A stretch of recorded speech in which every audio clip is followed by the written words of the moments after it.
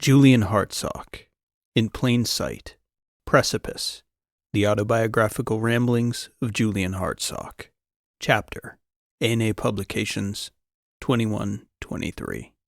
Extraversion, Assertiveness. Hartsock, Julian Q. 84th percentile. Assertiveness, EA, is the psychometric measure assigned to an individual's tendency to be decisive and forceful in social circumstances, especially where social capital is on the line.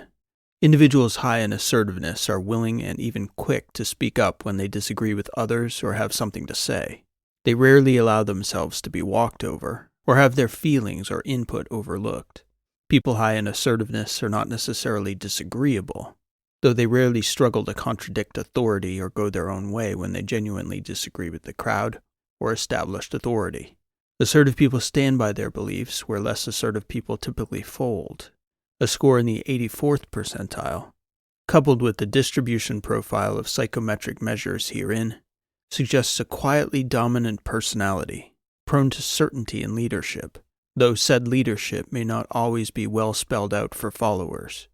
While relatively low scores in both facets of agreeableness, compassion, and politeness, as well as the peerless intelligence score, G, might suggest a cold, callous leadership style, low volatility, extremely high openness, and low misanthropic tendency would suggest a balanced rather than hard-headed mindset.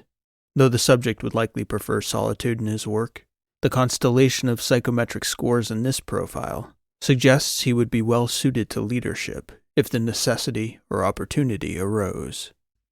I was not the least bit surprised by this score from MM3. I was always decisive, even as a kid when I couldn't make the decisions for myself. If I didn't like the way Dad did something, I'd remember. I'd tell myself I was going to do it differently as soon as I got the chance. And the moment I felt the time was right for me to strike out on my own, I did. I left. I started making the decisions for myself when I was 15. That I was assertive was not a revelation. Gladstone et al. Scored my assertiveness identically, 84. And their typically limited feedback read as follows: high, bordering on extremely high assertiveness. I've mentioned elsewhere in these memoirs that I did some reading on the topic of spycraft, which may seem odd in passing that such a topic would become an area of interest for a man like me. If it's not self-evident why I would gravitate toward the subject, it certainly will be by the end of this essay. I mention this because I'm going to begin this critical chapter in my life with a story I came across in my extensive research of espionage, a subject as old as humanity itself, for I'd imagine even proto-humans employed betrayal as a survival strategy that worked well enough for it to become embedded in the psyche of every last Homo sapiens sapiens. The story goes like this.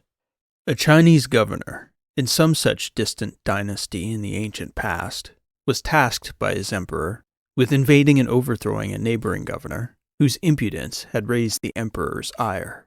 Ever dutiful, the governor called forth his 3 most trusted generals, and his army brought the neighboring territory to heel. Shortly afterward, rather than reverting to the peaceful life he had been enjoying as he would have preferred, the governor was rewarded for a job well done, with the call to deal with the governor on the opposite side of his territory in the same manner. The loyal governor again called his generals to arms and methodically marched through the neighboring territory, taking village after village until the capital city was yet again subjugated to the emperor's satisfaction. Shortly thereafter, having barely returned to his own capital, the governor was called forth yet again. The pattern continued until the loyal governor hardly expected he'd be able to return home before being called out again to depose another political rival of the emperor. As the years progressed like this, the governor noted small things in the manner of his generals that planted seeds of doubt in his consciousness. Certain looks, slight signs of hesitation and hints of contempt that were masked beneath outward displays of respect and submission. And, engaged as they all were in stamping out disloyalty, it was only human nature to look for it everywhere. As each successive siege seemed to grow more drawn out and difficult, the governor himself began to suspect a traitor in his own ranks. As they were sacking yet another troublesome territory, the governor, having grown overly paranoid about the loyalty of his own generals, decided he would test their fidelity. He asked for a plan of action from his 3 generals, tasking each with developing a different battle strategy for the final siege. One proposal for approaching the capital city from the river to the south, a second through the forest to the west, and the third across the plain to the east. The governor had all 3 generals present their plans, and after all of them had detailed their strategies, he told them that all 3 had merit, but that he was in no rush to execute them. He explained that he would deliberate on the matter for a time, and let them know as soon as he'd made his decision. The governor's army remained in the countryside on the outskirts of the beleaguered capital, awaiting his command to finish the inevitable subjugation of yet another disloyal city. As his generals were awaiting the decision, the governor employed 3 beautiful concubines, sending one to each of his generals. They were all from the city and unknown to his men.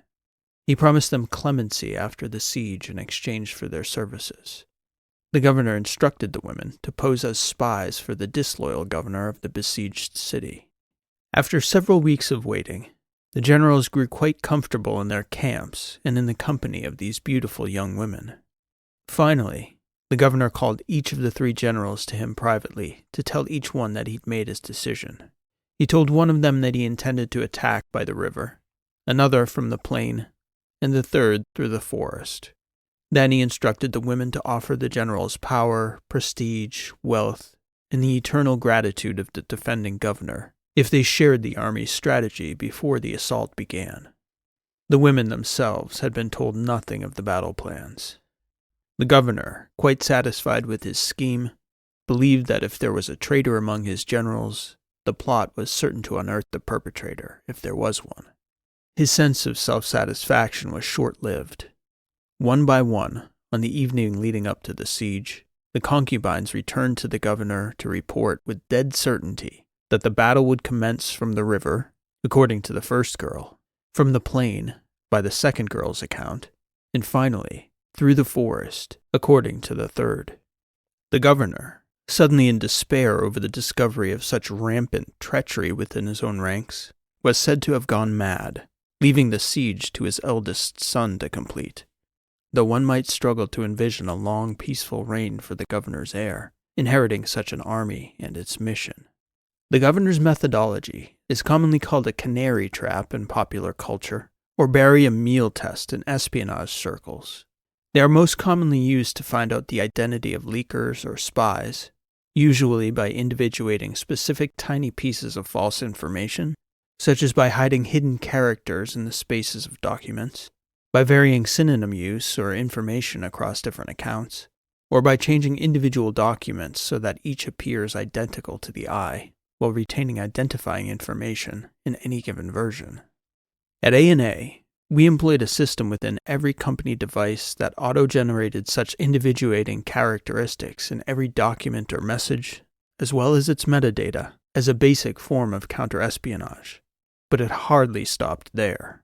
Even dumb AIs of the time were good at spotting all kinds of hidden character and synonym-based canary traps. It wasn't long into our existence before it was widely known that we were ubiquitously employing counter-espionage tactics of all sorts. Did that weed out all the spies? Oh no, of course not. The game just evolved. The hunt for concealed devices on property was a never-ending sport for Wes Capobianco, my security chief in our early days. He had the upper hand in many ways, because he had teams of clever people, a deep well of resources, and home field advantage, so to speak. Wes had access to all the buildings at night, so he could install all kinds of signal monitors, detectors, and readers without the spies ever knowing. The spies, though, always had the element of surprise on their side. One never knew which seemingly loyal A&A employee was double-dealing as an agent of some outside organization. Wes was really good at catching spies, or at least I thought so, usually bagging 6 or 7 a quarter. That made for an average of about 25 a year out of however many employees we had at any given time, ranging from tens of thousands in the early years to hundreds of thousands in the spacefaring years after we got the space ladder operational.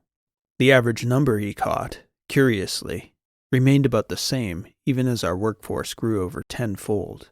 I hoped anyway, This was largely because spying became rarer per capita, when it became widely known that we'd catch your ass and destroy your miserable life and salt the earth over your grave, in the metaphorical sense. At least I think it was metaphorical. I'm not sure whether Wes ever had a literal salting team on the payroll, merciless as he was. It's difficult for me to gauge what would be self-evident to posterity, but all the different motivations seem self-evident to me as I write. The motivation for these spies was always some form of either money or power, usually on the individual side, sometimes on the corporate side, or even less commonly, for national interest, though those spies often proved the best trained and most resourceful, not to mention dangerous.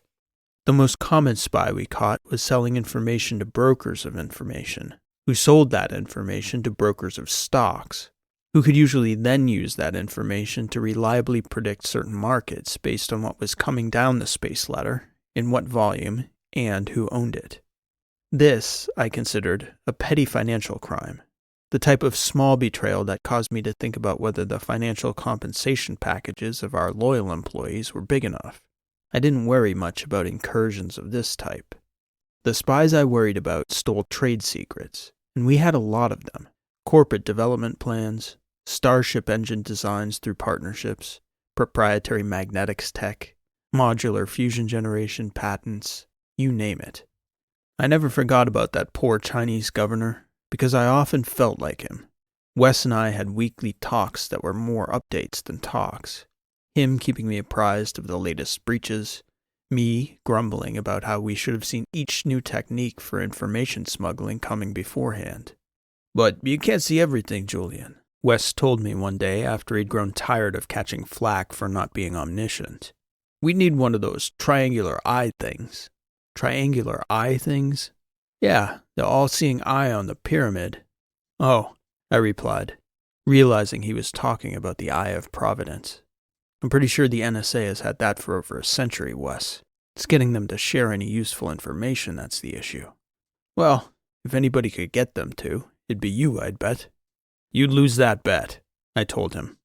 What Wes didn't know, as my terrestrial general, was that as ANA began to spread out into space, the cosmic deep quickly became our most contested battlefield in the war for information on our coming future. And if there was a single most tenacious and troublesome adversary set against ANA in those years, it wasn't the Chinese, the Russians, or even the entire collective will of the other corporate interests in astronautics. It was the American government, bar none.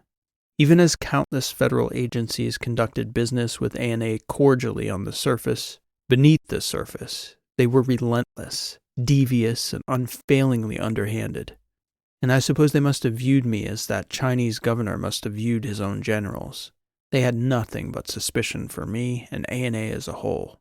And of all the spies we caught with national interest as a motivation, I suspect Americans outnumbered the entirety of the rest of the world combined by a fair distance. And it pissed me off, frankly, because about the only consequences we could leverage were the type of sweetheart slap-on-the-wrist prosecutions federal informants routinely got.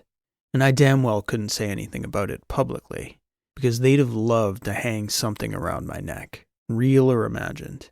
And my lawyers told me, outing corporate spies who were actual spies would likely have involved revealing sources and methods that may have been classified, and they weren't going to tell us what was or wasn't classified on those grounds, because they'd have loved for me to go public with something top secret just so they could hold it over my head for the rest of my life. When the Space Force quoted me their preferred lift rates and demanded preferential placement with a mafia smile, it was to my benefit to smile back and tell them I was only too happy to do my patriotic duty. So you think you want to build a space elevator? Get ready for the knives. They'll be in every hand, friend or foe, coming from all directions, at all times, and they won't let up till the day you die. No wonder that Chinese governor went mad. He caught a glimpse of the reality of things. You never actually get to be the governor, just the fool who holds the title. As Ishmael rightly said once, the universal thump gets passed around.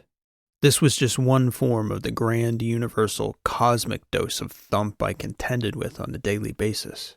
I had been quietly grappling with the American government on the ground in Florida for nearly 3 decades before the relationship became so adversarial that I grew increasingly concerned about assassination. I never knew directly the exact cause for the change in their position toward me, and in actuality, I can't say with absolute certainty that a shift did happen, but I'd been in the game long enough to sense the shift in the winds. 2 things happened around that time, both of which could have been the cause. In their shoes, I'd have been scared of me too. The first was that I suspected it became known to them that I was in the possession of their black box of terrible texts, the very gift that Archon had mysteriously appeared with and dropped in my lap. I don't know that they knew I had it, but I do know that Archon disappeared about 7 months after I made contact with Galavega, the world's most psychopathic AI, out in the remote Chilean desert. Archon and I had kept in fairly regular contact from the time he first approached me, and then suddenly he was just gone. It could have been a coincidence, given his profession, and I never knew the man's real identity, or where to begin looking beyond our usual channels, so it was possible he cut off contact as a precaution. If he kept talking to me, somebody was going to find out about it eventually, but he could have said as much, wished me luck, told me to never reach out again. No. He just vanished without a trace. The other possibility was the collider and the ring drive. The military had a hard-on for that tech from the moment the first whispers about FTL and Yanagisawa began to filter through the physics community. A bridge to space is one thing. A starship drive that bridges the gaps between stars, that is some whole other matter. And the military only really ever cares about 2 things. The 2 things they always care about. Their revenue stream, and ensuring they have it first, whatever it is. The it, in this case, was a species-altering and perhaps galaxy-altering technology. That was not something any power wanted to fall behind on, and the American government thought, as they did with every technology of the preceding 200 years, that it was their natural right to control it. I, on the other hand, was thinking about the elephants. Way back when I took out my neural implants, a whole other vector of concern for spying, by the way, I was thinking a lot during those early years about the psyche of humanity, and the subliminal shift in the tides toward misanthropy. But in my most pessimistic hours, I never could have envisioned the pace with which those elephants came thundering over the hills, trampling the hopes I'd once had for a bright future for biological humans on Earth. I had an idea, a noble idea. I did the math, greatly underestimating the cost at first, for varying reasons, but even as reality set in about the project and tens of billions became more than $1 trillion, always what I saw at the end of it was an end to scarcity, a bottomless sea of material wealth, as well as limitless ways to harness the sun's unfathomable energy, all to the benefit of a human future. The math for that was there, but then, at every turn, so were people. And people were funny creatures, even before technologists began implanting neurotech in every other human brain. I knew that much for a fact already when Yanagisawa and I were discussing the physics in those early days across a sidewalk chessboard. It wasn't just the enormous size of the collider that necessitated the research site be built in space. There were problems with gravity, the Earth's magnetosphere, and, of course, the difficulty of building a structure that massive either on or beneath the surface of our little blue world. But the real reason I wanted to build our super collider in space, was the certainty that doing so on Earth would mean the knowledge we generated about the potential for FTL travel could never be contained. And a tech like that, beyond containment, was a scary proposition. In space, though, there was a chance. From the outset, I began thinking about the real possibility of containment, of segregating critical components of the tech into isolated silos. It seemed realistic to me that entire teams of researchers working on the project could spend years working on it, never even realizing what they were really working on. It's tough to hide anything in space, as everything is out there in plain sight with very little to hide behind. But what space lacks in cover, it more than makes up for in bottlenecks. And ANA controlled nearly all the meaningful bottlenecks. Our researchers had to pass through our internal checkpoints before getting on the space lift. Then they needed to get on the shuttle to take them out to the collider. And then there were airlocks on either end that all cargo and personnel needed to pass through to gain access to the ship, and then the station constructing the collider. There were bottlenecks upon bottlenecks, all of which I had control over. Even before I knew for certain we could build an FTL engine, I'd realized I could control it if we succeeded. That I hadn't built it yet was the reason for the government not to kill me. Yet, that I had control of it once I had built it was reason not to kill me. Yet, until such time as someone else had mastery of the technology. So tell me again, why was Space Elevator Man so preoccupied with corporate espionage? Because the attack would come from the river, the forest, and the plane. And in my case, it would come from space as well. The principle was simple, as were the problems. If Yanagisawa was right, and I was right about the consequences, I understood that we could build essentially what was a magnetic forge that would turn that super collider into a 3D printer for hyperdense materials. It was extremely cool science, very difficult math, and the most complex logistics. A project like that was everything A&A had been working toward. Cass was the only one I could trust to run the logistics of a build like that. He was also the only person capable of doing it. The problem was that he wasn't capable of the science once the collider was built. There were about 6 physicists on Earth who were. I couldn't do it myself without signaling to all the wrong people that there was truth to the rumors. Unfortunately, I'd been too loose in the early days about the possibility. If I spent 6 years of my life out in the asteroid belt working on humanity's largest ever super collider, people would ask questions. I had no choice but to pick a general to do the work, and hope that general would be loyal.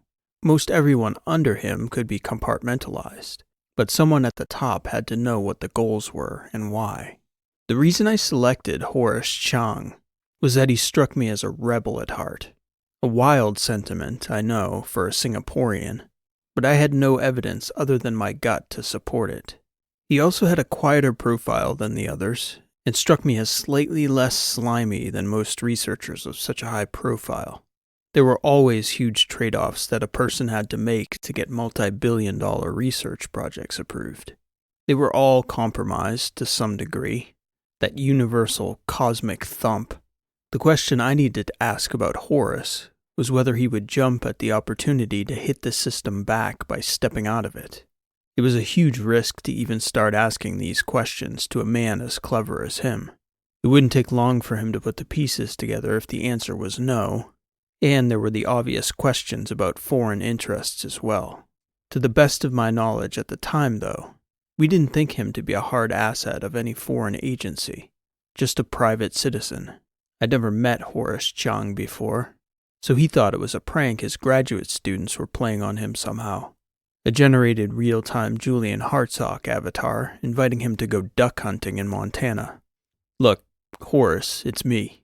I don't know how to convince you other than to say it would be stupid to ignore the possibility. If it's not me, and you're a fool, well, you're a fool for a moment, and you and your students have a good laugh about it. If it is me, and you close the door on this opportunity, there's a possibility you're a fool for a lifetime, and possibly to posterity beyond that lifetime. I'm not going to tell you what it's about on a call for obvious reasons, but it's a matter of cosmic proportions. I'm going to send you a plane. I'm hopeful you'll get on it. He didn't buy it. Late that night, I got pinged at home. He'd been trying to get me on a call from his end for a couple hours, cycling through contacts until he got to somebody high up at A&A who could get a message to my people that Horace Chang wanted to talk to me. I pinged my assistant on call that she could give him my contact info and then put him through. Horace was half expecting me to be confused about why some particle physicist halfway around the world was trying to contact me. Confirmation that he'd been pranked. Duck hunting, I confirmed instead. Plane's on its way, Horace. As I said earlier, I hope you get on it. He did. I met him in A&A's private airfield on our ground station out in central Montana, where I'd spent the morning working as my forward team set the area. It was overcast with a nice low cloud cover that made it much easier for our guys to clear the area and ensure we weren't surveilled. They put up a perimeter of drones that cycled around us to about 3 kilometers. And for my part, growing up where I did, I could look the part of a hunter in the right gear. When Horace showed up, well, it'd be fair to say it was a stretch. As he stepped out of the vehicle, he looked awkward just walking in the boots and rain gear our guys had for him. We'd been waiting for Horace and a 3-truck convoy out by the side of a remote back road in the high prairie of central Montana. He belonged in the rural American West about as much as a Bengal tiger. I walked over to him and looked at his eyes very closely. I was mindful of it being an extremely awkward way to be introduced to someone, let alone someone like me. But I had to know the first thing about him. I put up a finger about a foot away from his face, and I watched his eyes track it as I moved my hand into his peripheral vision. I had 2 drinks after the stop in Oahu, but I'm fine now, Horace joked. I was a little nervous on the flight. I've never met a celebrity before. He could see me examining his eyes as I brought that finger back in front of his face. Then I pulled his ear forward and examined the skin behind it, looking for the telltale scar. You've also never had an implant? I asked. He grimaced a bit at the very thought. I like my brain the way it is, Mr. Hartsock. I thought you'd be smart, I said, pausing to observe his reaction, which amounted to a grin and a muted shrug. Now I know you are for sure. It's nice to meet you, Horace. Call me Julian, please. I brought him over to the back of my truck. We are going to shoot ducks? He asked as I handed him a shotgun. That's empty, I told him. You're not going to shoot anything. That's good. I've never shot anything before. Is yours empty? He asked me. You're going to shoot the ducks? Mine's not empty, no, I answered. I don't plan on shooting anything. But there are grizzlies out here, Horace. Oh, he said, his eyes suddenly wide. Are we going to see any? That's not really the point, but it's not likely. I guess the drones, but your team is here too. I smiled. I tried to think of it from his perspective. Horace had no idea I was about to change everything in his life. I couldn't help but think of the old stories about aliens abducting people off country roads like these. Poor Horace might as well have been going through similar emotions. We started walking, putting some distance between us and the road before my security team put some distance between them and us. If anyone else had been out there, we'd have looked like a group of guys out hunting together, splitting up. Horace had been cleared of all his tech and billings. It was just us in the open prairie. Well, it's nice to meet you, he said about 40 minutes into our walk. I'm a fan, I have to say. Not everyone is. I do have my critics, I replied. And the feeling's mutual, Horace. I think we have the potential to change history together. Funny, Julian, you say change history. I think most people would say make history, no? That's true. But this is a change. We could change everything. I trust you're not talking about shooting ducks. Horace was walking behind me, like he might as well have been wearing a full suit of armor. Awkward as anything. And though I'd cleared his weapon myself immediately before handing it to him, it was still making me nervous the way he was bumbling around wielding that empty shotgun like a prop on Halloween. Before we talk about the future, Horace, I'm going to introduce you to a new concept. It's very basic, called muzzle discipline. Huh? He replied. The dangerous end there? You don't ever point that at anyone, especially me. Ah, right, Julian, I'm sorry. I thought you said it was empty. But that's not really the point, is it? Correct. That's muzzle discipline. I've never handled a gun this small before, he joked. The projectile's about 1,000,000 times bigger and 1,000,000 times slower than what I'm used to. Still, it makes you nervous. In your wildest dreams, Horace, how big would the largest collider you could imagine be, realistically? This is about the Yanagisawa paper, isn't it? You're thinking of doing it. I nodded. If that's the case, I'd have to think about 250 kilometers. I haven't exactly done the math. Would you be willing to live in space for a while? I'd take a one-way trip to Neptune. The chance to do science like that. To just do the work. No politics, no glad-handing government officials. You're interested. I have specific aims for the program. You wouldn't know everything. Nobody would. He nodded, grinning as though that scenario suited him just fine. Julian, I need to ask you. Perhaps you would know better than anyone else. Ask away. It's not going well, is it? That vague question, I could tell, encompassed everything. One-way trip to Neptune? Horace shrugged. I knew I was going to like you, Horace. I mean, as soon as you learn some muzzle discipline. I'll do better, he said, smiling at the joke. I learn fast. We talked physics for a bit, out in the middle of a cool, empty prairie. It began to drizzle, and then even to rain. But Horace wasn't bothered in the least. He had a few projects he had to wrap up in the succeeding months, but he didn't even bat an eye when I told him I wanted to send him into the asteroid belt. We were already beginning to mine metals out there at scale. I wasn't sure whether he guessed the implications, but the question he'd asked, "It's not going well, is it?" I couldn't help but think he understood far more than we'd talked about openly, at least at gut level. When we met again 7 months later in Florida, he had much more serious questions for me. I could tell he'd been thinking deeply, that gut-level sense he'd hinted at, the way he'd seemed to fret for the future of humanity. He asked me about it directly. He wanted to know if I was trying to build what he thought I was trying to build. I asked him not to mention anything to anyone. In fact, I told him not to even think about it until we could talk safely, one-on-one, after he got a sense for the program. He was in Clearwater for 4 days getting oriented, but he still hadn't signed on officially. He told me he wouldn't until we talked. When I finally found an evening I could spare a few hours later in the week, I brought Horace down into my underground bunker. He got a kick out of it. He'd never seen anything like my little subterranean bottle bunker. I suppose it's appropriate we talk down here, he stated after we'd sat. Why's that? An escape hatch, he said. Or something like it. That's what you're trying to build. For humanity. What I'm trying to build is a contingency. It's funny. History repeats. You told me when we first met we would change history. I think it's more likely we'll repeat an old chapter. Only starships instead of wooden ships. Who said anything about starships? I asked him. Yanagisawa did, Horace replied. If you know how to read between the lines. I'm pretty sure you can, Julian. We sat, and there was probably the longest pause between us of any such conversation I've ever had in my life. Horace looking over at me, seemingly trying to read my face. Me trying to figure out what question to ask him to get him to reveal his intentions. It was the only moment I ever doubted whether he might not be the person for the job. Finally, he broke the silence. I just have one question for you, Julian.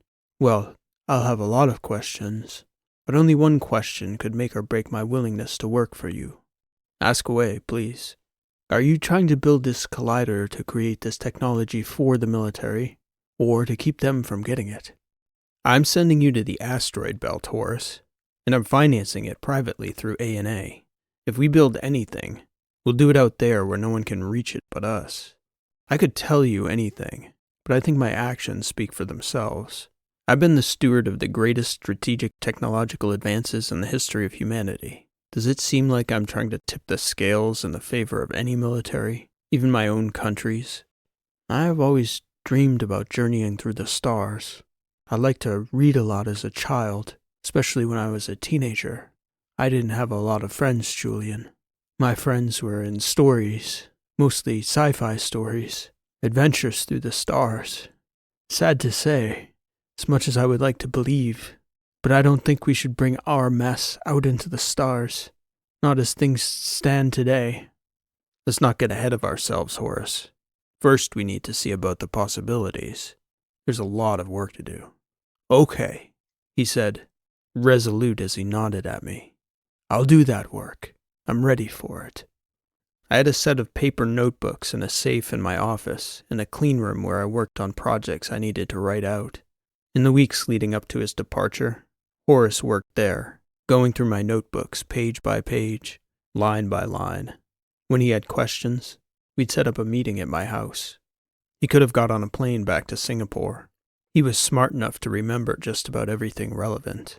He could have sold it to the Russians or the Chinese. He could have found a way to upload the critical pieces for the whole world to see. And I think, knowing what I came to know about Horace Zhang, If he'd sensed an inkling of insincerity in my motivations, he probably would have. I rode up with him to Apogee on his way out. We couldn't really talk much. There wasn't any fanfare. In fact, that was kind of the point, to sneak Horace out to Luna, and then out to the belt as quietly as possible. I guess I just wanted him to know how important it was for me, to take those hours out of my schedule to see him off properly. He didn't have a family. When we got him to his berth, there wasn't much time to linger. I told him he'd have a great view of Earth on the way out. He wasn't going to be back for a while. The next time I see you, remind me to tell you about the elephants, I told him. Docs, elephants? One might mistake you for a naturalist if they didn't know better, Julian. Thank you, was all I said back.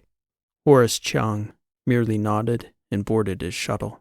It was no small sacrifice for humanity, and an incredible act of faith. His cosmic dose of thump. He'd been living a decent life in Singapore, and suddenly, he was going out into the belt for years of solitude, halfway to Gunny's neighborhood. One of the things I sent out with Horace was a cipher key that existed in a synced pair. It was unbreakable, even with the smartest AI running the most powerful quantum processing core. This would be our only way to communicate with certainty that the messages couldn't be read, even if they were intercepted.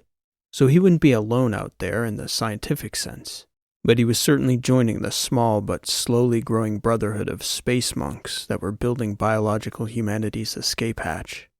In the ensuing years, it became a well-guarded secret inside A&A that we were working on something big out in the belt near the Jacks, and it was an even better kept secret outside A&A. Very few people had an inkling that we were going after FTL. But once Horace and I had worked through the early problems together and started forming hyperdensities, I had to talk to Cass about changing the tail design of our heavy vehicles to accommodate the ring drive. You might get away with running a small, secret design project out in the belt without too many questions being asked. That changes the minute you start asking a lot of engineers to do things that don't make sense. And none of it made sense unless you knew what Horace and I did. I brought Cass and Florence down into the bunker. She was in the know. Cass wasn't. Not on FTL. The physics of this is beyond all but a handful of people on Earth, I told him. I don't mean to be condescending by saying it, but there are a million things about logistics that only a few people could understand as well. Things I don't know. You could learn them, he replied. I shrugged. It's possible we couldn't explain this, no matter how hard we tried. I'm not sure Horace and I understand it thoroughly. We don't even know for certain it will work. We think it will, but we're not certain. About what, Julian? Cass asked.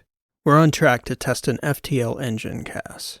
We're a couple years out from it, and we won't know if it works until we put a spaceship around it and turn it on.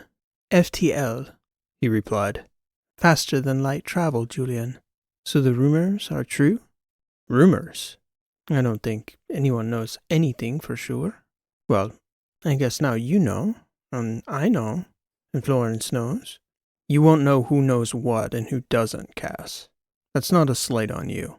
It's just going to be easier to control if everyone knows their part and nothing else. Okay. Cass took a deep breath. What's my part? I need you to figure out how to get the ship designers to accommodate the engine without the engineers knowing about it. He started laughing. Okay, Julian. He didn't think it was a joke. He just reacted that way. I let him get it out of his system. Do I get to know the specifics? I had to consider the question for a moment. Some of them, I replied. You'll get demands for design that the engineers will have to work around. I'm not a designer myself, but I'll have to look at the fleet to see. You're not thinking of adapting? The design? Yeah, that seems the easiest route. No, Cass said, shaking his head. That's the wrong play. It might have to be the right play, Florence interjected. It might not be an engineering or a logistics decision. He looked over at her like he didn't understand. Then, after a few moments of contemplating, he shook his head. You can't keep this a secret, not forever. We know that, Eber, Florence told him. The point isn't to keep it a secret. It's to control the tech if it works. The secrecy works in service of that goal. At least for as long as we can possibly keep the truth bottled up." "I see," he replied. "So we are engineering plausible cover stories for all these actions as much as we are engineering the thing itself." "Exactly," I told him. He nodded. "I'll give it some thought. Both ways. Many ways, in fact. A new design would require a new story, though. Maybe something like a secret proprietary type of ion engine to work in concert with the Hatton two-step, which I presume was to be the primary fusion engine. Or a new engine, Cass. Whatever makes the most sense. I'll look at some designs. A new story, though, I think may work best. People tend to bend their imaginations in service of such things, like perhaps a space colony far out in the solar system. Maybe Saturn." I nodded. "We would need a big new ship for that," Cass said. "We could unveil certain elements and stages so publicity could actually work in service of the ruse. All will be revealed at the proper time, and such things. You've got the idea," Florence agreed, nodding as Cass spoke. "FTL travel," Cass stated, drawing a deep breath. "In my lifetime, even the possibility of it, I'd never imagined such a thing. Even from you, Julian." "Yanagisawa," I replied. "It wasn't me. Well, the magnetics maybe. I'll take a little credit. Yeah, nobody else could do it. It was all still theory at that point, though. It wasn't long after that meeting that I had a breach in my security. Not the kind that endangered me in any way. Just the kind that let me know they could get to me whenever they wanted. The guy had been working in A&A's security on property for 3 years before he was moved onto my personal team as an alternate. So I recognized his face and thought he might have been covering for one of my regular guys.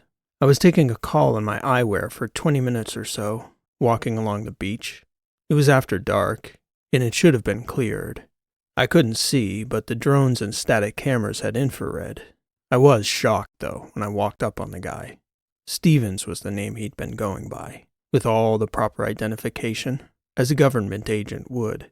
He was seated in the sand in a tank top, with his arms draped over crossed legs, almost like a yoga pose. A lot of my guys were ex-military, so it shouldn't have shocked me, but most of them had a way of trying to appear like civilians. With him, in that moment, it was like that veil was lifted, intentionally so. He looked like a seal getting ready for a 5-mile night swim, and he looked at me with a focus. Suddenly, those eyes that dutifully scanned around me for threats had zeroed in on me, the objective. "What are you doing here tonight, Mr.?" I asked him. "It's Stevens," he said with a grin. "Some of my superiors would like to talk to you about Horace Chang and your little science experiment out by the Jacks." Silly me. I'd thought that we were your superiors, or at least your bosses. "You're a powerful man, Mr. Hartsock.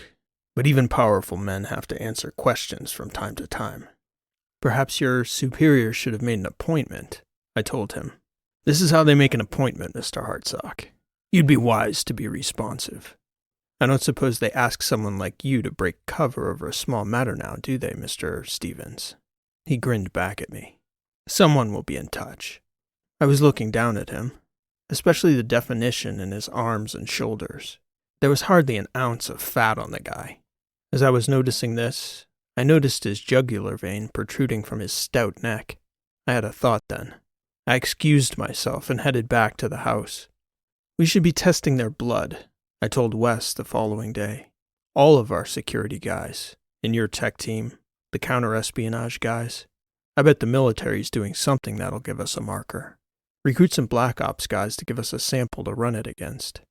"I'll see what I can do," Wes said, an eyebrow raised. Obviously, he was nearly as troubled as I was about the breach. That guy, Stevens, he'd spent over 4 years trying to embed with us just so he could let me know they wanted a meeting. I figured there was 0 chance he was the only one. It took about 2 months for Wes to find a doctor within the military to talk about the standard things we could test for. Nothing top secret, but it proved a pretty decent deterrent. Our guys who came in as ex-military were forthcoming about their background, so we weren't surprised to find markers like that in their blood work. The tests on everyone else, though, flushed out 7 guys in A&A and 2 on my personal team who were covert operators, either on my security detail or on surveillance. It was Wes's all-time record. He retired that year, and I never fully trusted any of his successors the way I'd trusted Wes. The meeting that came about after the Stevens incident was about what one might think. Smiles. Oh, this is just a precautionary matter. Due diligence. You understand, Julian? More formality than anything. I told him I was thinking a lot about lift rates and access to certain assets out in space, that I really wanted our military to have what they needed to ensure every tactical advantage. Space is so big, one of the generals told me. One man really can't control it. That would be a danger to all of humanity. We were still at least 2 years from testing the FTL at that point. Somehow, though, I knew he wasn't talking about the space ladder or Apogee or Allegis or any of our other cosmic assets. You are correct, sir, I told him. Space is very big. Somehow they knew.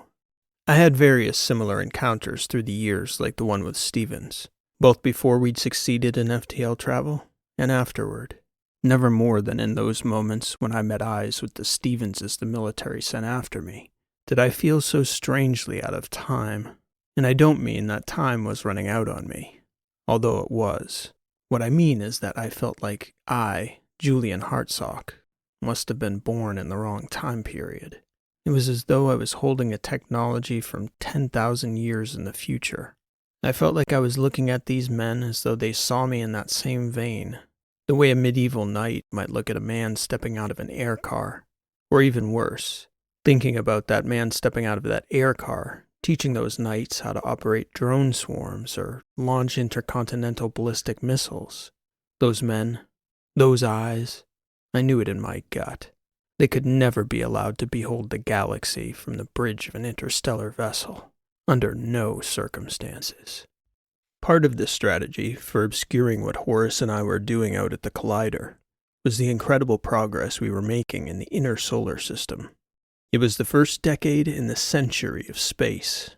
From the moment Apogee opened, ANA took the lead in a very exciting migration of earthbound capital into the cosmic economy. The number of conventional spacefaring vessels exploded, as did our outposts and structures beyond Earth's orbit. Within the first 2 years of the Space Ladder's operation, weekly shuttle runs to the moon began to run, and not long after, heavy carriers began to support rapid industrial expansion on our largest, most brilliant satellite. Mars missions grew 5-fold in number.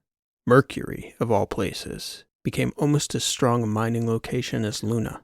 Exploratory missions began surveying the Venusian upper atmosphere, testing designs and durability for floating gas mines and residential structures. Allegis came online, becoming the first of many future supermassive solar arrays, demonstrating efficacy for both space-based energy collection and laser transmission of the same. And for the first time in history, space was beginning to be accessible to ordinary people, and not just rich people. Ordinary working people began to work and travel in space.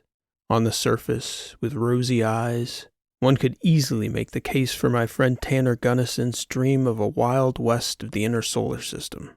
Sol's inner quarter alone was a frontier that was inexhaustible to the numbers of people looking to explore and tame it. There was so much going on at ANA that it was hard to imagine that there could be something bigger than everything else happening behind the scenes. Very few people in the military had that kind of imagination. It wasn't zero, though. Never zero. As those critical years progressed, both Horace and I were shocked at how quickly we were able to advance toward hyperdensity. He didn't understand the magnetics, not in the pragmatic mathematical sense of it, not the way I did. He did grasp the physics and the end goals, and he knew how to operate the Collider. He, a proprietary AI ANA called Mendel, and a rotating team of space hands, operated the human race's 5th largest machine with startling dedication. Not that there was much else to do out there, but I'm not sure it would be an exaggeration to say that Horace didn't spend a waking minute doing anything else but the work. The Collider itself was a 227-kilometer ring, a magnetic tube about 5 meters in diameter with a central station where Horace lived. That was where the particles collided and the future would be shaped. Initially, the central station was fairly modest, But after the physics demonstrated the predictably bizarre, almost magical subatomic behaviors Yanagisawa had laid out, the next step was to see if we could build something with it. So our friends from the Jacks came by with more magnets for Horace, and no idea what the hell he was doing out there still. They joked that his ring was getting a proper stone, and it did appear that way from all the space-based telescopes. Out in the open, as the array was, it was impossible to conceal the fact that something was happening there. But I suppose it was a lot like the type of espionage the US and Soviet Union did from high-altitude spy planes. Pictures of buildings, observation of traffic in and out, and then conjecture. What could this building be? Who the hell's in there, and what are they doing? I got a few visits from a few different Stevenses in that phase. Science is what I told them when they asked what was going on out at that collider. Just science, was the response. We have a sense of how much that science must be costing A&A, they would answer. I was tempted to go absurdly performative and reply as though I was apoplectic at their cynicism. Just science? Are you mad? We are unraveling the mysteries of the universe, the keys that unlock the interplay between matter and energy, the origins of our material universe, and then go perfectly deadpan. Yeah, just science. We're only doing science out there, fellas. Thanks for asking. But I had learned through the years in dealing with the military that the only thing they'd liked less than oversight was any semblance of humor about anything. Not the guys, mind you. A&A was using a lot of the Space Force's personnel, either as part-time contractors while they were still in the service, or the astronauts who'd returned to civilian life. And by and large, they were some of our best people. Good-humored, hard-working, extremely competent. The brass, though, they were not funny people. So I kept the jokes to myself and told them as little as possible. It was that last phase that really changed everything. There was really no way to hide the fact that the Collider Central Station was growing tenfold in size once that project began. As soon as anyone came back from the Jacks, American or no, they reported back to us that they were being approached and threatened, and asked very unfriendly questions about what was going on out there. Our people didn't know exactly, but they had eyes, and they had expertise, and they had fears. And one thing the American government knew how to do better than any cartel or criminal enterprise in the history of humanity was to leverage a person's own fears against them. Who would you rather have pissed off at you? The entire federal apparatus and her various agencies, or A&A? At that point, we'd almost become a nation unto ourselves, and a very big and wealthy one at that. But we hardly had the force of law behind us, nor an ungodly arsenal of the most hideous weapons, literal armies, biological and mechanical, nor the weight of a treasury. I was certain the military had a good idea of what was happening out there, especially as personnel in our shipyards were getting similar treatment. Sure, there was a decent cover story for our new ship design, deep space colony construction, but enough clever people asking enough clever questions would find the holes in that story. And there were holes. As long as they didn't have the physics, though, I was satisfied that we still had the upper hand. The reality became almost undeniable, though, as soon as the Ake began her 7-month voyage out to the Collider with the team of shipwrights and specialists Cass had put together to install the ring Horace was fabricating at the Collider. That was when my already frosty relationship with the military became genuinely tense. They were adamant about my intentions, and they were not satisfied with my perfunctory answers. In the weeks leading up to the test, I made myself particularly scarce. Cass could get hold of me, in Florence, but almost no one knew where I was except them, which caused an international incident when several American operatives trashed a private Japanese villa in Nagano under the mistaken belief that I'd snuck down through Osaka and into the countryside to lie low.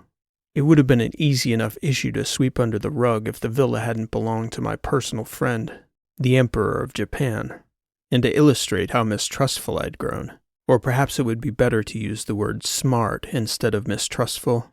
But the second I thought to ping the Emperor to send my deepest apologies, it occurred to me that whatever nefarious and arcane branch of our intelligence state had operated that absurd mission might very well have done so for the exact purpose of flushing me out. They knew we were friends, They hit his house, allowed it to leak out that it happened, and doubtless had his comms tapped in some way. So were probably awaiting my call with teams of people ready to backtrace from satellite to satellite to satellite, or analyze the ambient sound, or apply some other AI-driven location detection algorithm to find me. So I called Flor instead, and had her convey my regrets and promised to have the place refurbished to His Highness's satisfaction. When the Ake flew, and I mean really flew, the first FTL flight in human history, perhaps even galactic or universal history, Julian Hartsock was nowhere to be found. Horace Xiang was right where he'd been for over half a decade, and for the first 70 hours or so, no one really knew for sure that it had happened. It was quite a moment for those of us in the know, and it's difficult to describe the feeling of it, of being on Earth, watching everything going on as usual, like any other day, and apart from me, and Cass and Flor, and a handful of trusted executives in Clearwater, no one knew the trajectory of the human race had shifted irrevocably. Perhaps it was a bit like the ancient Chinese governor, knowing where and when the attack would commence, only waiting for the right moment to give the order.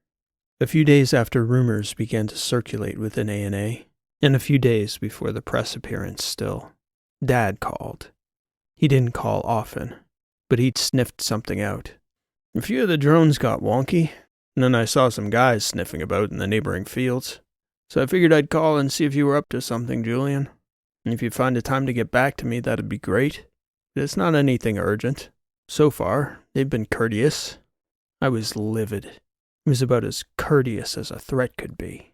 I told Dad to sit tight and sent a couple planes full of contractors to secure the farm.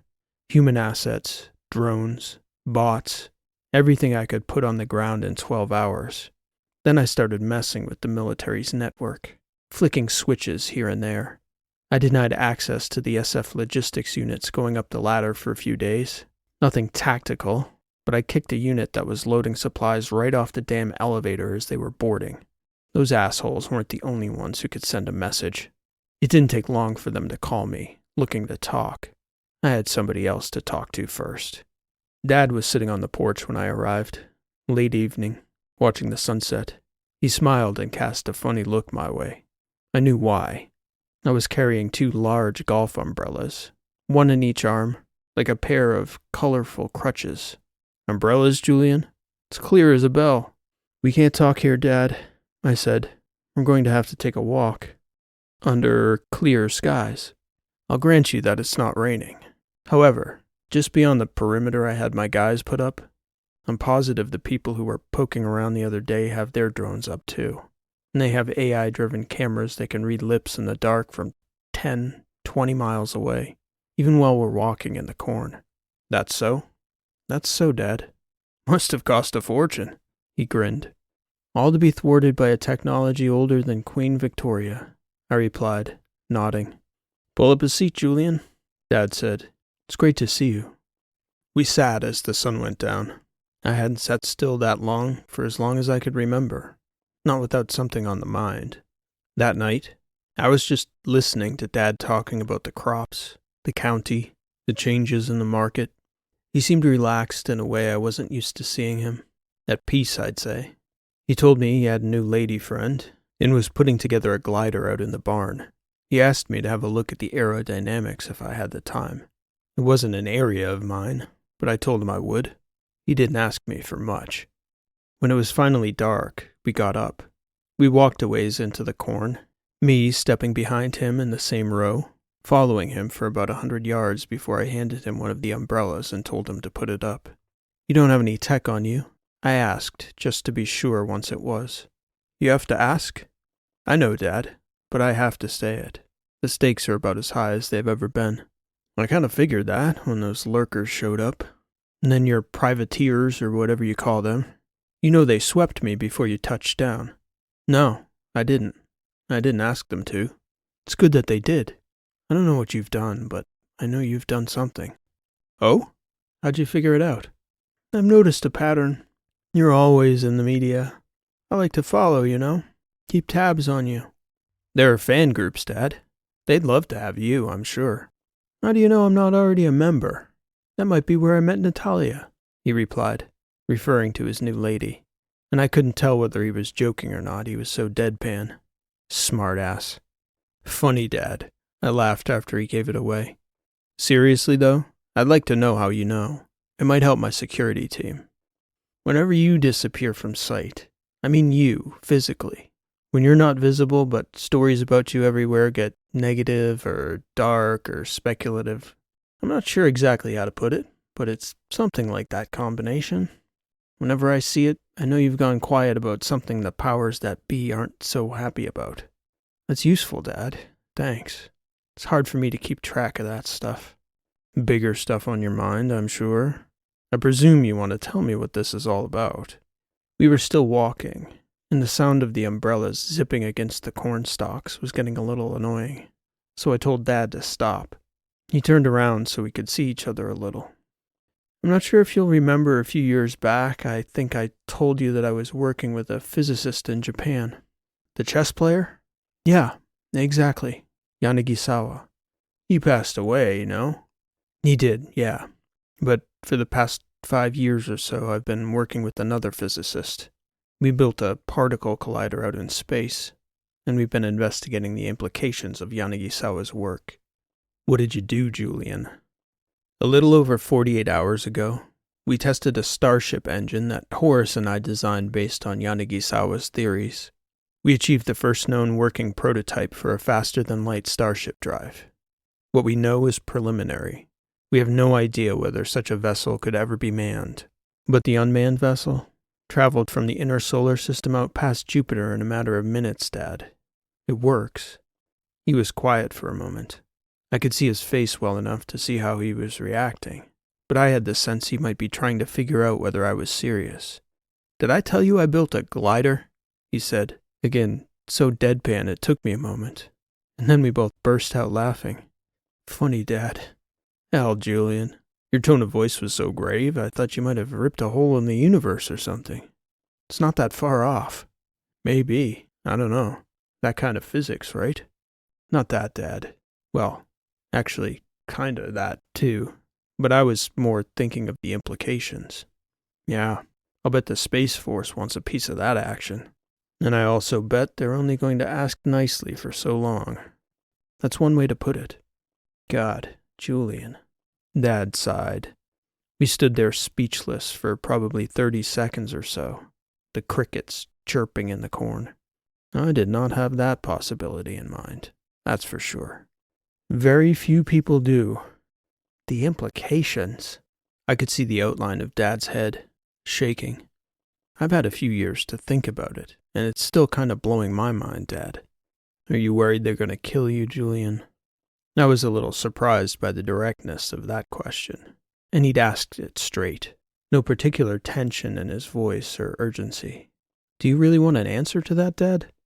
I asked. The reason they're skulking around the farm is to send me a message. They wouldn't need to send me a message if they believed they had a means to control the tech. For now, they don't. They can't kill me until they do. So they'll kill me instead? No, they won't. It's an empty threat. Don't let it put you off whatever you think is right, Julian. Even if they do kill me.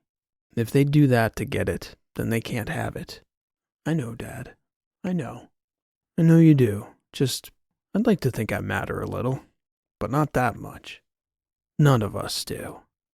He didn't respond, but his silence spoke volumes to me. We both stood there, listening to the crickets in the corn.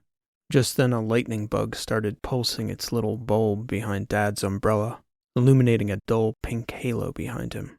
I could see that familiar outline, and it struck me that for the first time, perhaps in my entire life, there wasn't a hint of anger left in me. The petty, childish things I'd carried with me for so long. I had to say it. I'm sorry, Dad. What? You're not going to do some sort of Oppenheimer fake regret thing, are you? Please don't quote the Gita at me. Julian Hartsock, destroyer of worlds. I laughed again. God, I didn't know Dad was that funny. No, Dad, that's not what this is about. Oh, he said, and I could tell from the sudden shift in that single syllable he uttered that he understood. It was strange, The crickets actually filled the space in the most perfectly ironic way, almost giving us both permission to take that space and let it breathe in a way the silence wouldn't. It was almost the perfect antithesis of the meme. "You don't have to say anything, Julian," he finally said. "I'm grateful you came, though. I have a few things I have to say to you." "All right, Dad. Now is the time to say them. I can't guarantee." "It's okay." Now I was sighing, awaiting all the things he'd been waiting years to say to me. Nothing that opened the fabric of the universe, I figured. At least not literally, but I felt that feeling nonetheless. Everyone's troubles are world-making. I felt terrible for years about the way you left, Julian. I'm still holding out hope that someday you'll understand what it's like to have a child. But it's not all that different, I'd imagine, from the decisions you have to make. I wasn't trying to hold you back. I know, Dad. Maybe. Now you do, maybe. But you thought I was trying to stand in your way back then. And you wouldn't listen. I was a teenager. Yeah, that was always the toughest issue with you. My toughest issue, Dad? No. Julian, you probably think you have the world on your shoulders. And now, what? The galaxy? He was shaking his head. Big things. True. Dad continued. You think I don't understand, though? You are the steward of all these magnificent creations. I was your steward. You know I'm not a stupid man. I never thought that. I was smart enough to know what you were. You, though, you could think the most impossible things and were still completely incapable of seeing my position beyond your own skin. And hell, you were a kid. It's a lot to ask of any kid. But you were so bright that it was so difficult for me to remember that fact.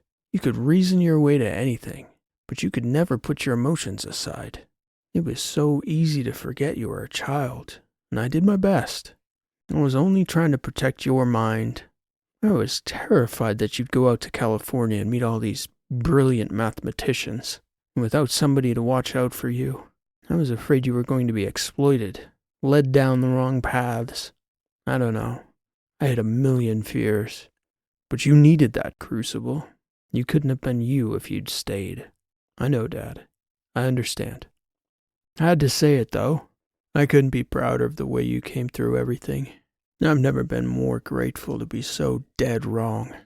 You might have been right, Dad. You never get to know. Today, maybe you feel right.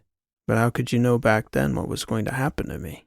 You certainly weren't wrong to feel like you needed to protect a 15-year-old kid. I shouldn't have been so bitter about it either. What the hell can you do, though, Julian? We did our best. You especially. Look what's on your plate. It boggles the mind. My mind, anyway. I thought I was going to be a mathematician. Dad laughed. Umbrella espionage wasn't in your math books. Not in my courses at Caltech either. Well, there was another long moment. Just me and Dad, the corn, the lightning bugs, and the crickets. I think, without even saying it, somehow Dad knew what I was thinking. I was stuck in that moment, in that place, that field, thinking that I wished it could be that way for a while, that I could stay there, a reprieve, and the real concerns that brought me to that field might melt away if I stayed there long enough. A sigh. There's one more thing I need to say to you, Julian, before you go. Something that took me forever to grasp. It's almost deeper than words can articulate, but I'll try. All right, Dad. You will never be able to possess anything. The only genuine wisdom in life is the understanding that you may only witness, and the things worth witnessing are those that reveal the majesty of this universe's eternal beauty. You may be blessed to see them, but you can never possess them, because you are human and fleeting. I have been eternally blessed, as a father, to witness you. If you have to go, don't hesitate for a moment on my behalf. As much as I hope you can come back again whenever you can, don't ever think I don't understand. Everything Julian Hartsock does means something. So if you can't come back because of what it says or signals to your adversaries or the world or whatever, please know that I won't take it personally. I get it. Thanks, Dad. I'll always do what I can. But you're right. That's why I came tonight. There may come a time Time always comes, he said. I'm not sure there's any way a son can properly thank his father. He doesn't have to, son. Doesn't he, though? I asked. It's the proper way of things. Or it should be, anyway. And he was about to say something, but he could tell by the way I held on to that last syllable that I had something else to say. Something important. Whatever happens, I want you to know, Dad. Just if I say it and it doesn't make sense, I hope you'll figure it out someday. Say what, Julian? Thank you for the corn. I could see him turn his head to either side. He might have been grinning, but he didn't laugh it off. I guess it was too important for him to not at least consider the statement seriously on its face. The corn? Yeah, Dad, the corn. Well, all right, Julian. You're welcome. Can we put these ridiculous umbrellas down now? Sure. You going to hang around for a minute? I wish I could, but it's, I get it, Julian. God, I suppose I'll read all about it in a couple days. It was actually a few weeks from that night before the news started to trickle out into the public consciousness. At first, people thought it was a rumor.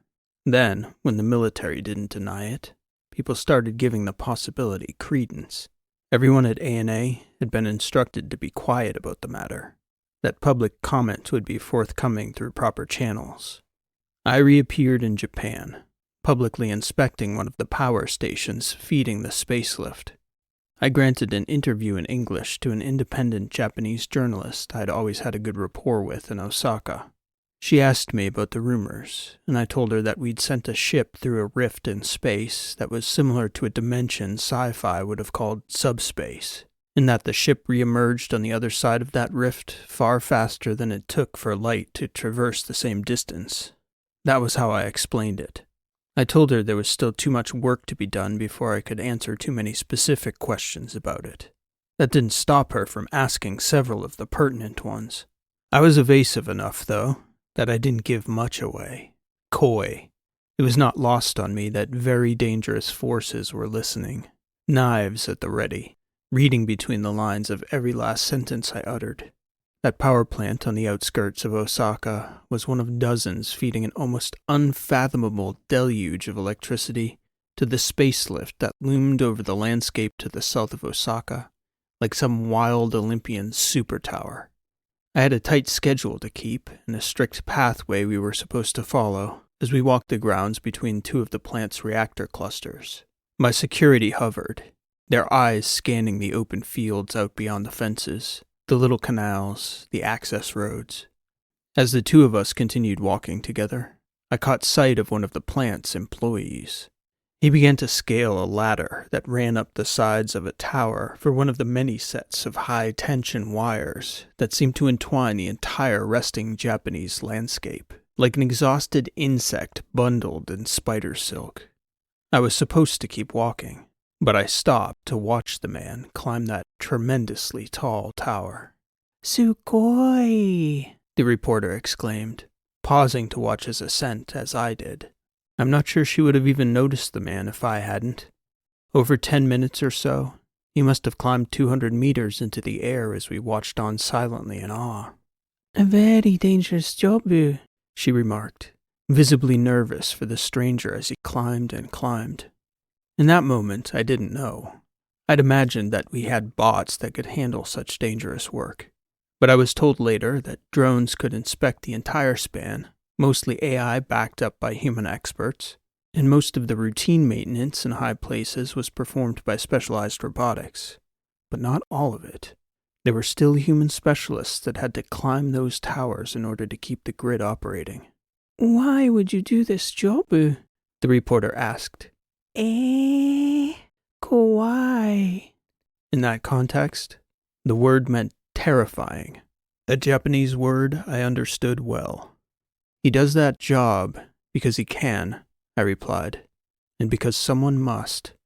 Then, after a few moments of silence, I realized that English lacked the word I was looking for to express the virtue on display. I didn't know it in Japanese if they had the right word either. If any language did, it should have been Japanese.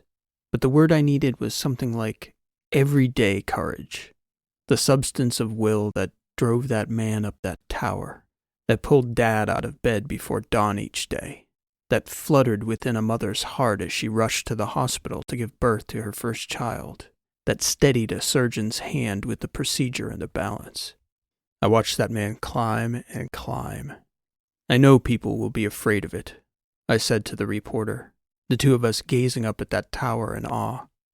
So as long as I breathe, I will make sure the ship never becomes a weapon of war. It will be used for exploration and building.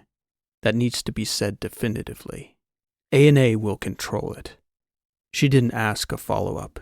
She hardly turned her head to acknowledge the most meaningful answer of the entire interview, perhaps of any interview I'd ever done. My assistant was a nervous wreck. 15 minutes late. That lineman had thrown off the entire afternoon. But I had to see him.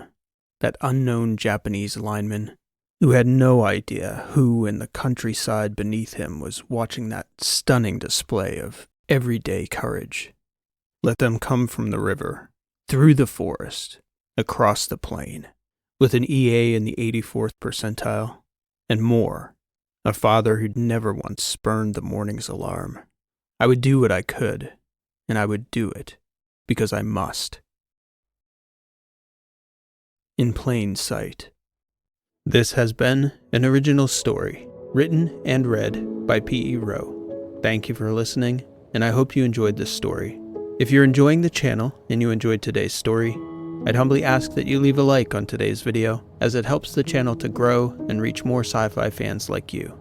I'm happy to share some exciting news as the year comes to a close. Foundations, the second book of the Misfits series, is now available in my bookstore. If you'd like to get a paperback version in time for Christmas for your favorite sci-fi fan, there's still a few days left. The link is below in the description.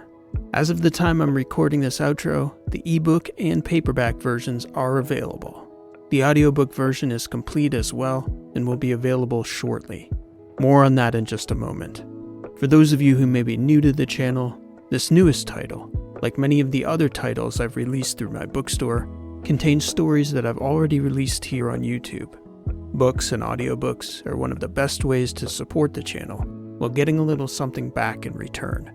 Additionally, the audiobook is a nice way to get access to the Misfits ad-free on any of your devices. I say all this because if you choose to invest a little to support the channel, it will certainly be appreciated. But if you're struggling this holiday season, there are still a number of ways to get access to Foundations. First, don't be too surprised if you see another full-length Misfits video for Season 2 on the YouTube channel sometime in the near future. However, unlike the audiobook, that video will have ads on it. The other way to get your hands on the full audiobook version of Foundations, if you are in the US or UK and have access to Audible, is to reach out to me through my contact form if you are willing to write a review. I have a limited number of promo codes, so for the first 25 people in the US and UK who contact me, I'll have a free copy of Foundations if you follow the link to my contact page and reply letting me know your Amazon market, whether it's US or UK, then simply leave a review for book 2 when you've finished listening. Those reviews are helpful to steer people toward my books on Amazon, similar to the way likes and comments help to fuel the YouTube algorithm, so your help is much appreciated, especially if you enjoy the series. It does take quite a bit of time and effort to put a book together, which is why today's video is appearing at an unusual time for the channel. I am planning on another new story before Christmas, probably Monday of next week, so please stay tuned for that one. As I alluded to earlier, there may also be a special Christmas video as well. Beyond that, things are still a little in flux behind the scenes, but regular weekly stories will be returning very soon into 2026. And now to perhaps the less cheerful news if you're a fan of these Heartsock stories. It is very likely that today's story will be the last of the new Heartsock stories to appear on the channel. I've hinted in a few of the outros and in some replies to comments that a book will be forthcoming for Julian, his full autobiography. And if you've been following the psychometrics, you also may have noticed that we're running out of traits. So the good news is that a full book is coming soon, and in that book, there will be a story or two that don't appear on the channel. But today's story does mark the end of an era, as Julian's autobiographical ramblings go all the way back to the channel's first several stories. This story's end, though, only means that we're opening the door to new adventures. Finally, I did want to share a more personal acknowledgement before signing off. It's no secret that I write a lot, which means it's almost inevitable that sometimes the stories will be colored at least a little by the events unfolding in the writer's own life. And this week's story in particular, most especially the scene between Julian and his dad, compelled me to reflect on my relationship with my father and how blessed I've been over my lifetime. Not just for all the support for all the crazy endeavors I've pursued, this pursuit of writing fiction especially, but for everything, including the corn. And for those of you out there still listening who've been similarly blessed, I hope this note of appreciation to my dad will inspire you to reach out to your number one supporter. Father, mother, brother, sister, spouse, child, friend, caregiver, or otherwise, to let them know just how much you appreciate them as another year on this beautiful planet draws to a close.